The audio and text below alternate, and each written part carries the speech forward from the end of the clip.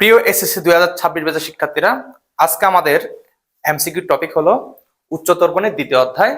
টপিকের নাম চলক ধ্রুবক বহুপদী। তো আমরা একটু এমসিকিউ গুলো একটু দেখি। তো 1 নম্বর এমসিকিউটা দেখো একটু। 4x4 + 3x6 - x³ - 6x - 3 রাশিটির মুখ্য সহগ ও ধ্রুবপদের সমষ্টি কত?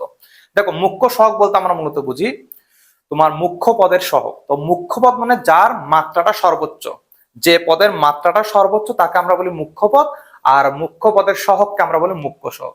তো আমরা এখানে দেখতে পাচ্ছি আমাদের এখানে এই বহুপদীটির সর্বোচ্চ মাত্রা যেটা সেটা হলো 6। তার মানে আমাদের মুখ্য পদ হলো 3x6 এবং এটার সহগ কত? 3। তার মানে আমাদের মুখ্য সহগ হলো 3।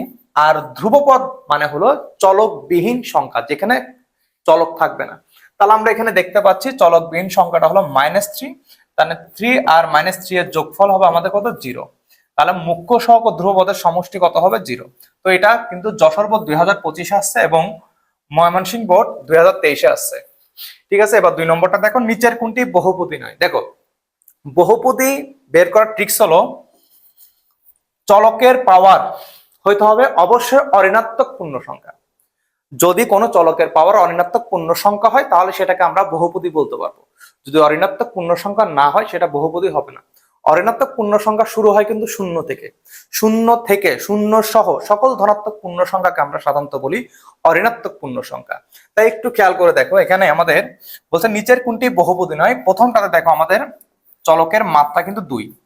ঠিক আছে, তাহলে এটা কিন্তু বহুপদী হবে। এখানে চলকের মাত্রা 1, এটাও বহুপদী হবে। আর এখানে একটু খেয়াল করে দেখো, এখানে 1/x মানে কি? x inverse 1। তাহলে এটা কিন্তু ঋণাত্মক পূর্ণ সংখ্যা, তার মানে এটা বহুপদী নয়। তাহলে আমাদের সঠিক আনসার কিন্তু 3 হবে। আমাদের 4 নম্বরটা কিন্তু বহুপদী। কেন? কারণ এখানে আমরা যদি পাশে একটা x চিন্তা করি তাহলে এর পাওয়ার যদি 0 হয় তাহলে আমরা টোটাল সংখ্যাটা কিন্তু 1 পাবো। তাহলে আমাদের এখানে সঠিক আনসার হবে 3 নম্বরটা।